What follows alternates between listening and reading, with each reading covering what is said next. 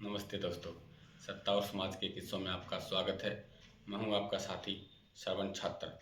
साथियों, सत्ता और समाज के किस्सों में आज हम बात करेंगे देश की सबसे खूबसूरत महिला सांसद की, जिनकी खूबसूरती ही उनके लिए अभिशाप बन गई। हम बात कर रहे हैं देश की आज़ादी की वीरांगना और सबसे कम उम्र की सांसद तारकेश्वरी सिन्हा की। तारकेश्वरी सिन्हा का जन्म 26 दिसंबर 1926 को बिहार के नालंदा जिले के तुलसीगढ़ गांव में हुआ। उनके पिता डॉक्टर सिन्हा उस जमाने के जाने माने सर्जन थे। वह चाहते थे कि उनकी बेटी पढ़ लिख कर एक आम गृहिणी की तरह जीवन जिए।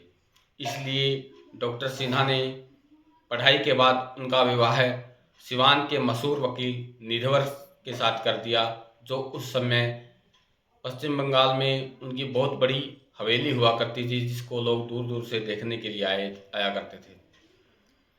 श्रीमती तारकेश्वरी सिन्हा की पढ़ाई गुजरात के अहमदाबाद में हुई। उसके बाद मगध महिला कॉलेज से इन्होंने ग्रेजुएशन किया। उस समय देश में अंग्रेज़ों के खिलाफ आज़ादी की लहर चल रही थी।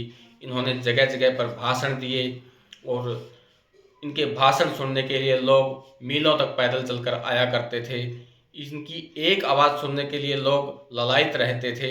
इसलिए अंग्रेजी सरकार भी तारकेश्वरी सिन्हा को अपनी सबसे बड़ी दुश्मन मानने लगी थी और उनको कई बार गिरफ्तारी कर भी देनी पड़ी। लेकिन तारकेश्वरी सिन्हा के लिए ये बहुत मामूली बात थी और इनके पति भी जानते थे कि तारकेश्वरी को राजनीति का जुनून चढ़ चुका है। इसलिए इनके पति ने इनको राजनीति में आने के लिए खुली छूट दे दी और आगे की पढ़ाई जारी रखने के लिए भी प्रोत्साहित किया और इनका दाखिला लंदन स्कूल ऑफ इकोनॉमिक्स में एमए इकोनॉमिक्स में करवा दिया।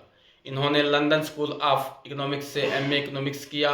उस जमाने में एक महिला के लिए विदेश में जाकर इतने बड़े उच्च शिक्षण संस्थान में पढ़ाई करना बहुत बड़ी बात थी।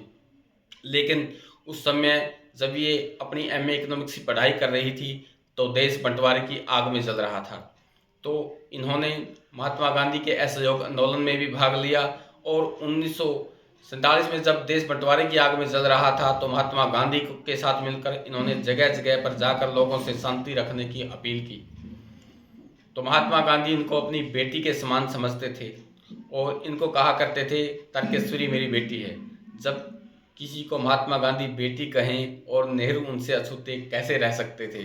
तो इनकी वाक्पटुता और एक राजनीतिक गुणों को देखकर पंडित जवाहरलाल नेहरू ने 1952 में 26 साल की उम्र में इनको कांग्रेस का टिकट दे दिया। पूरा देश इससे अचंभित था, क्योंकि एक महिला के लिए उस समय राजनीति में आना और वो भी 26 साल की उम्र में टिकट देना। लेकिन 1953 में जब इन्होंने अपना भाषण दिया तो सारे के सारे सांसद भुचक के रह गए और इनको संसद की लोक लेखा समिति का अध्यक्ष बनाया गया। पंडित जवाहरलाल नेहरू इंदिरा में भी वही गुण देखना चाहते थे जो तारकेश्वरी सिन्हा में थे। उनके भाषण बिल्कुल सटीक और तर्क पर आधारित होते थे। इन्हीं गुणों की वजह से ये 1957 का चुनाव भी जीती, 1962 में भी संसद चुनेगी और 1967 में भी संसद चुनेगी। इनको मोरारजी देसाई जब देश के पहले वित्त मंत्री थे तो इनको उप मंत्री बनाया गया। ये पहली महिला उप मंत्री भी बनी थी। लेकिन जब इनका नाम से इतनी खुश रहती थी कि इनका नाम पूरे देश के दिल्ली के गलियारों में गूंजता था और संसद में हर जगह इनके नाम की चर्चा होती थी। लेकिन ये जितनी ऊपर से खुश दिखाई देती थी उससे ज़्यादा ये अंदर से दुखी भी थी। एक बार राम मनोहर लोहिया किसी विवाह के संबंध के बारे में भाषण दे रहे थे तो इन्होंने मजाक मजाक में लोहिया को छेड़ दिया कि आप अपना घर तो बसा नहीं, इसके शादी क्या करेंगे। तो लोहिया साहब ने भी पलट कर जवाब दिया कि तारकेश्वरी तुमने मुझे कभी मौका ही नहीं दिया। तो इनके ठहाके संसद में हमेशा गूंजते रहते थे और इनके रिश्ते पवित्रता की बहुत बड़ी हद तक थे। जब ये एक बार संसद में बहस के बाद दोपहर में लंच के लिए बाहर निकले तो लोहिया साहब ने इनको बोला चलो खाना खाते हैं। तो तारकेश्वरी सिन्हा भी लोहिया साहब के साथ खाना खाने के लिए चली गई। जब कैंटीन में उन्होंने अच्छी अच्छी डिश का ऑर्डर दिया तो कैंटीन का बिल आया 43 रुपये, 43 रुपीज़। लोहिया साहब ने अपनी ऊपर से नीचे की जेब टटोली, पजामे की जेब टटोली, कुर्ते की जेब टटोली, लेकिन उनकी जेब से सिर्फ 7 रुपये निकले। उस ज़माने में आप अंदाज़ा लगा सकते हैं कि उस ज़माने के सांसद, उस ज़माने के नेता कितने ईमानदार होते थे। लेकिन ये लोहिया साहब की छवि थी कि बाकी सांसदों ने मिलकर उनका बिल पे करने का फैसला किया। लेकिन जब बाकी सांसदों ने भी पैसे इकट्ठे किए तो कुल पैसे इकट्ठे हुए 41 रुपये। 2 रुपये वेटर ने अपनी जेब से मिलाकर उनका पूरा पूरा बिल पे किया। आजकल के सांसद मिनटों में करोड़ों रुपए मंगवाते हैं, तो उस समय सभी सांसदों से मिलकर 41 रुपये मुश्किल से हुए थे। तो आप इससे अंदाज़ा लगाएं कि उस ज़माने में सांसद कितने ईमानदार नेता होते थे देश में। तो उसी प्रकार लोहिया और तारकेश्वरी के रिश्ते जो है वो बहुत ही करीब आते गए, और वो दोनों जानते थे कि उनके रिश्ते कितने पवित्रता की हद तक थे। लेकिन पुरुष प्रधान समाज और पत्रकारों को तो बस मौका चाहिए, और उनका नाम लोहिया साहब के साथ जोड़ दिया गया। उसके बाद उस समय संसद में एक बहुत ही बेबाक नेता होते थे, जिसका भाषण और जिसके तर्कपूर्ण तथ्यों को सांसद बड़े गौर से सुना करते थे। और संसद में एक मशहूर वक्ता भी थे, ये कोई और नहीं, पंडित जवाहरलाल नेहरू के दामाद फिरोज गांधी थे।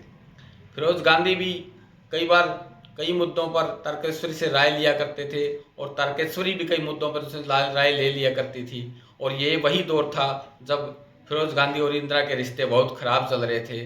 तो लोगों ने फिरोज गांधी के नाम साथ उनका नाम जोड़ दिया, और इससे बहुत सदमे में आ गई। और स्वयं इंदिरा गांधी ने अपनी किताब में लिखा था कि मैं अगर किसी को अपनी सबसे बड़ी दुश्मन मानती हूँ तो वो तारकेश्वरी सिन्हा है।